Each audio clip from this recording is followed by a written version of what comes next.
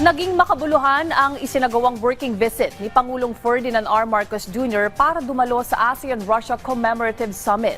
Naniniwala ang ekonomistang si Michael Ricafort na nagpakita ng high level of diplomatic relation ng Russia at Pilipinas. Lalo pat nanguna sa isinusulong ng Pangulo ang kapakanan ng mga Filipino workers abroad. Naging maganda ring oportunidad para sa bansa ang nakamit na energy security bilang ang Russia itinuturing na sa isa sa malaking producer at exporter ng langis. Nagbukas pa ng mas malawak na oportunidad sa usapin ng trade at export market kung saan mas pinalawak ang potensyal na merkado para sa tropical fruits gaya ng pinya, saging, mangga at maging ang mga agricultural coconut oil.